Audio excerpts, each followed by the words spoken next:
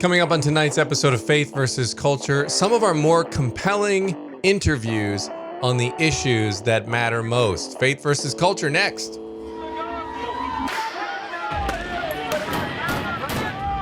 have sex before you marry is a bad idea. Don't tell me there's no such thing as gun violence. That just depends on your definition of when life begins. There are problems of sin and habit that cannot be solved outside the person of our Lord Jesus Christ.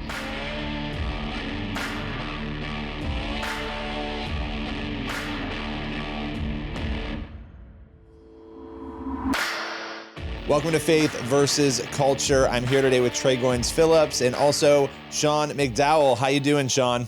Good to be back. Doing well, thanks.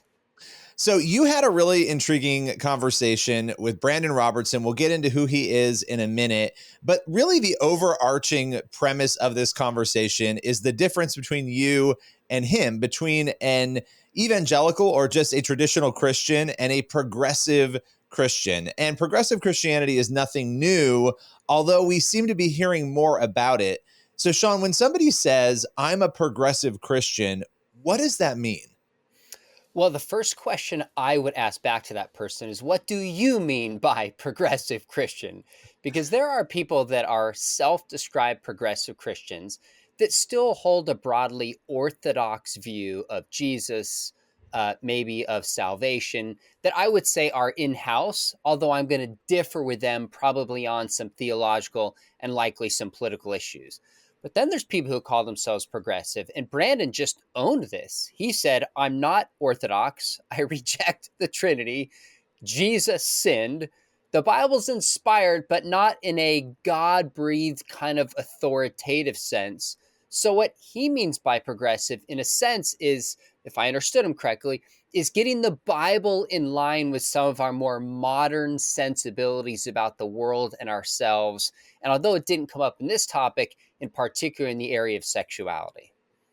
You know, it seems like TikTok in general has become the ground zero for driving a lot of this progressive Christianity. But could you talk maybe a little bit about why that trend is happening on social media, why we're seeing so much of that flourish right now? Well, from what I can gather, a lot of people are turning towards progressive Christianity, not from atheism, not from Buddhism, but burned out, hurt, disenfranchised evangelicals, whether they had questions that weren't taken seriously, whether they had a bad experience in the church. And so there's a lot of people who have grown up in more fundamentalist backgrounds, didn't buy it. And so they're receptive to a voice that comes along and says, well, the Bible does have errors. You haven't understood Jesus. You can still be a Jesus follower and get rid of beliefs A, B, C, and D. I think that's really the audience for this. Yeah, and it's interesting because I think you brought up a couple of really important points. And as Christians, as we look at culture, we have to look at our own culture as well. You know, are people being fed the right way? When they have questions, are they being answered the right way? I think it was easy, and feel free to push back on this, but for a long time, as Christians who were more dominant in the culture, there was a lot of cultural Christianity that has sort of evaporated pretty quickly. It was easy to just take that for granted, that need to really engage, to do what you do so well. And now we're sort of finding ourselves in a very different situation. But in addition to the issues in the church, it feels like the culture is so pervasively, and I'm going to use the word anti-biblical, anti-Christian, meaning that those Christian themes are gone now. And that seems to be pressing in on people and creating more of this, you know, quote unquote, progressive Christianity and this secularism. How do you respond to that? So, you know, my father's spoken at 1,200 universities, probably as best they can estimate, to more young people live than anybody in history. I say that because recently we were having a conversation and he told me, he said, Sean, I would speak on college campuses. I think it started in the late 60s, 70s, 80s, 90s. Thousands, 6, 8, 10, 12,000 students out. And then he said it, and then the next day, the atheists and skeptics would hold a response and they get like 200 people out. In other words, in the past, there wasn't the same level of access to information that there is now. And so this entire conversation has changed, whether it's YouTube, whether it's through podcasts, whether it's through the educational system, TikTok, Instagram, everybody has a voice. So this doesn't create increased confidence in truth. I actually think it leads more towards a kind of skepticism. So the way we engage people has to change. I think the wisdom and the manner in which we do, when everybody quite literally has a megaphone. And the way TikTok is set up is anybody, even if you have 5 followers, can have a video who could go viral if enough people like it and share it. Something that I think is really interesting about your conversation with Brandon is the fact that these conversations, more and more, it seems, at least in my life, are happening within the house of Christianity, right? It used to be so I can have a conversation with somebody who's a non-believer and I'm the believer, but now we're having these debates on really, really serious and foundational issues among people who each describe themselves as believers. So how can we go into having those conversations when we both claim the name of Christianity, but we see them as two completely different things? So keep something in mind. This conversation took place on YouTube. This was not within a church. I'm not Sure. under the authority and structure of a church bringing somebody in with very different beliefs saying, hey, we're both Christians. Let's just have a conversation. In fact, my channel is sponsored by a university, and universities, especially Biola, is open to all sorts of conversations. We're not afraid to be challenged in our beliefs. So that's a distinction that's really, really important to keep in mind. But what I want to do, especially on my channel, is be the one who hosts these conversations. We're often told conservative evangelicals are closed-minded, we're bigoted, and I've invited on LGBTQ activists who are not Christians. I've had atheists, I've had agnostics, I had Brandon on, a progressive Christian, another progressive Christian. I'm not afraid to have these conversations. That's what I'm trying to do. So the more we host them and extend a hand to people to listen to them, push back appropriately, I think it shows that it's a lie that as a whole, conservative Christians are not willing and or eager to engage. I love that we got to hit on that, and I so appreciate your time. Thanks for coming on today. Anytime. We'll be right back with more Faith versus Culture in just a moment.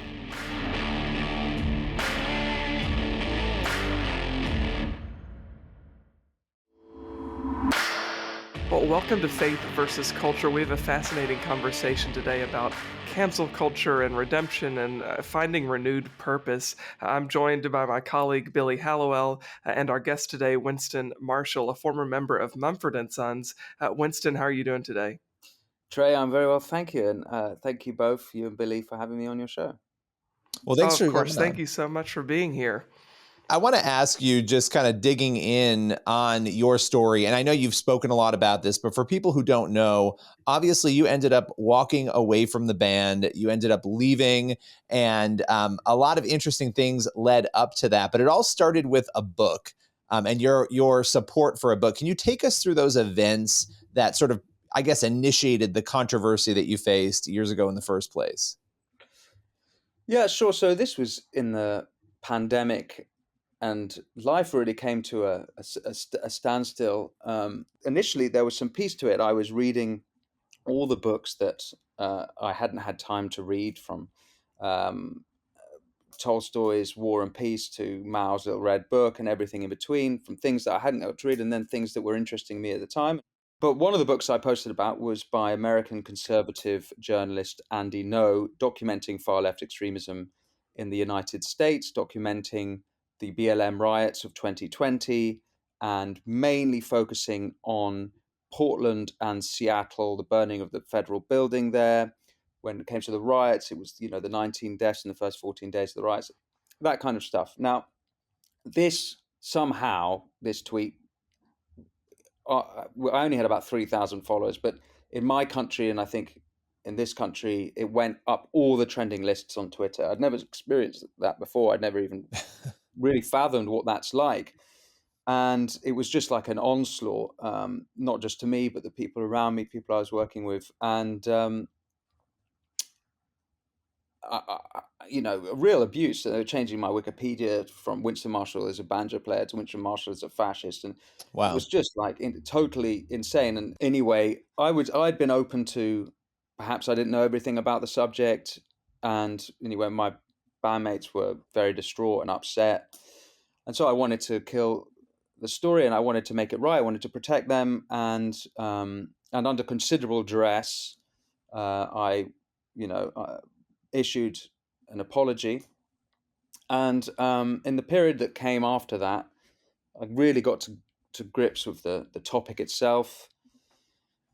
And I came to the conclusion I'd been wrong to apologize. Actually, those things were bad. Those aforementioned riots were bad. The behavior of far left extremists in the States were not good things. And I felt like I was in some way part of the lie that either that they were good things or that they didn't exist. So I was in this situation where really the only thing I could do to protect both my conscience and my integrity was to issue a retraction of the apology, but have to leave the band. But this isn't. I speak to you now, 18 months later. This isn't a sort of woe is me story at all. The Lord works in mysterious ways. But I think the bare minimum is not to participate in the lie. I think that's a pretty good standard. I want to ask, when the rubber meets the road, when we face things like this, obviously you've faced a lot of public adversity that you've had to deal with in a public way. How has it maybe changed you or challenged some of your perspectives and how you might handle a similar situation should you find yourself in the same place again? Yeah, well, one thing I do is that when I see it happening to others, I don't I withdraw. I don't judge them, because firstly, I know that they must be under extreme pressure.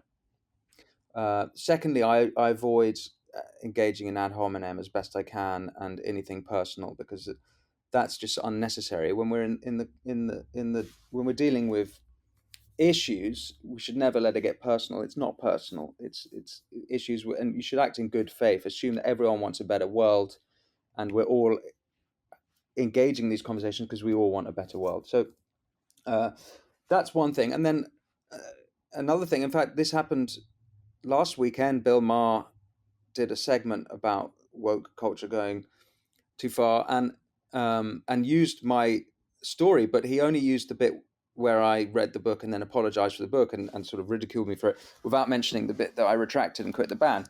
But that now, which I'm fine with, and I tweeted the correction to him, but I'm in a position where that stuff can't.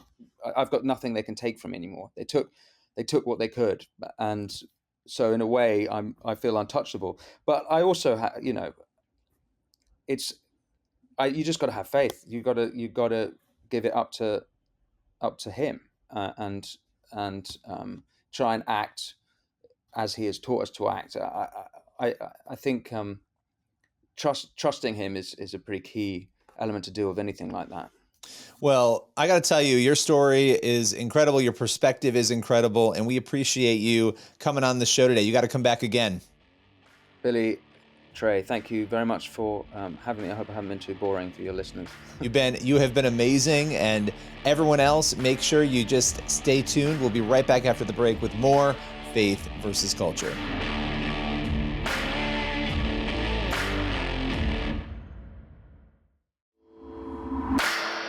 Well, hello and welcome to this episode of Faith versus Culture, right here on the CBN News Channel. My name is Dan Andros. I'm managing editor of CBN's FaithWire.com, joined as always by Billy Halliwell. Billy, what's going on?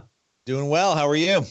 Great. Yeah, looking forward to our conversation today with John Cooper. And it's a tough issue, and there's so many layers to it. And look, we don't have enough time in our whole episode today. I would encourage you to check out John's Cooper Stuff podcast. He breaks down a lot of what we're going to talk about in fuller detail, and it's great stuff, and it's very important stuff for today. So why don't we just bring in John right now? We can get rolling. Hey, John, how's it going? Good. It's great to see you guys again. What's up? Yes, Good sir. to see you. Yeah, well, your last episode, you talked about the trans issue, and we're seeing a lot more of these videos go viral online of, drag queens, performing in front of kids, and really this target on kids and the surgeries as well at some of these hospitals that include minors, and this gender affirming care. that is a focus for a lot of these hospitals. And, you know, it's being dismissed by a lot of people saying, oh, you know, you're harming by questioning this.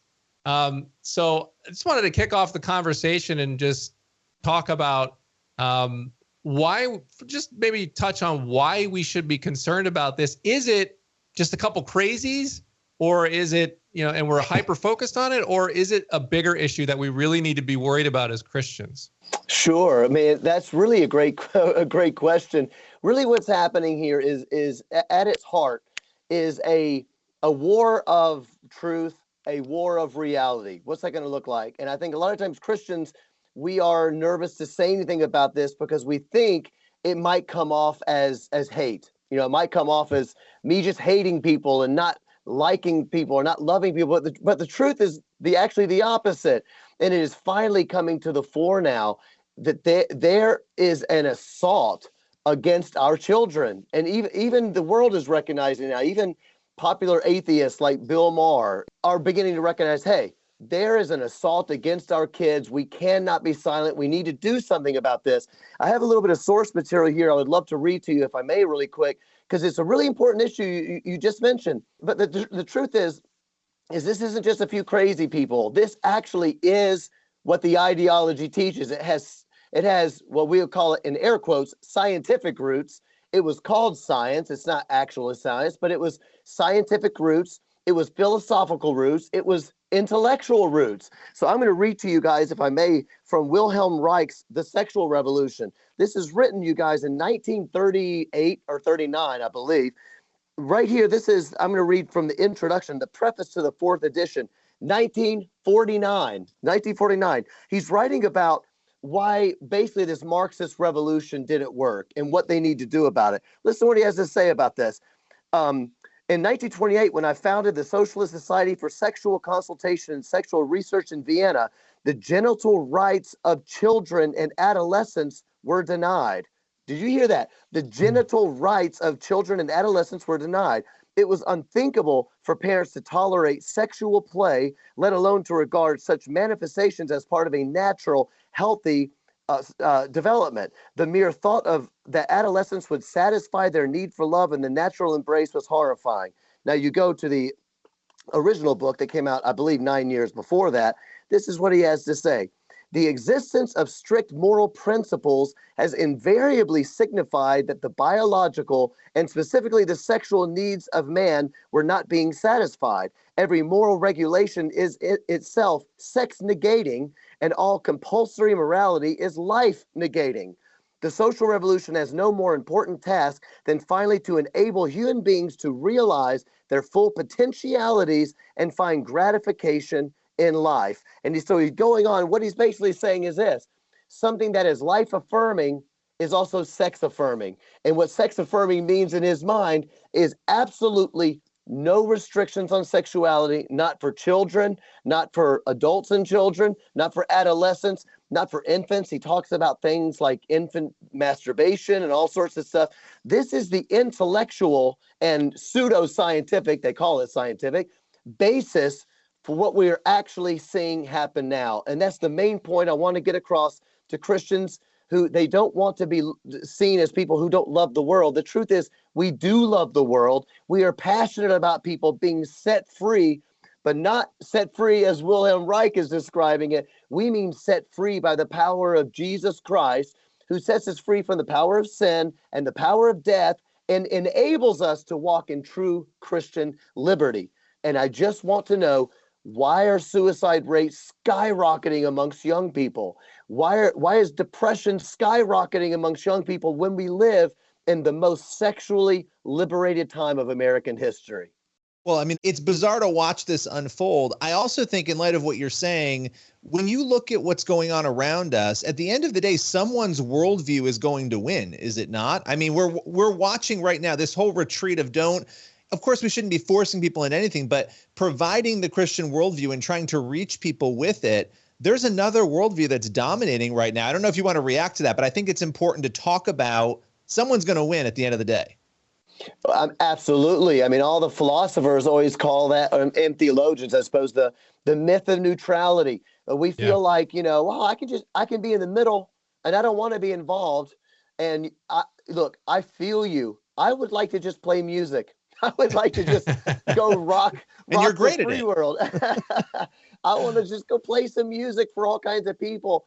But we're not in that time period. And you know what? Maybe we never really were, but we had the illusion of it because we were reaping the fruits of a Christian worldview that provided people individual liberties to make up your mind, but that people generally, look, 6 years ago, I had never heard of radical gender theory. So, you're talking about 10, 20 years ago, people still lived in a worldview that was one of a general understanding that reality is real. The objective world is real, the things we see and touch, that is not just our perception making these things up. In other words, it was very enlightenment kind of driven, reason and this, that, and the other.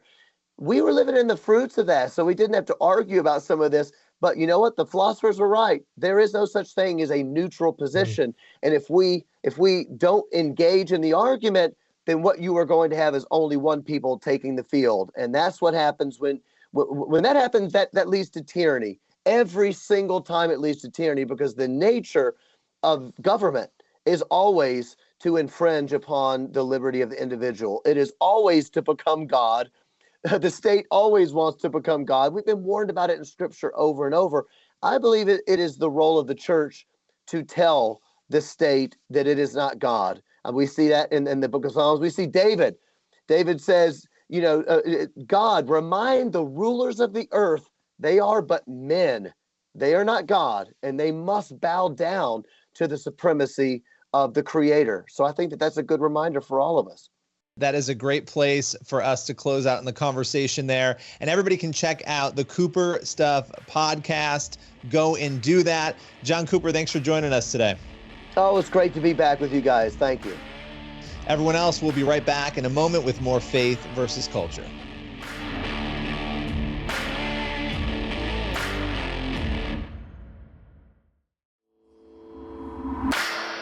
Welcome back to Faith versus Culture. That is all the time that we have for this episode of the show. Make sure you stay tuned to future episodes on the CBN News Channel. Thanks for being here, and we'll see you next week.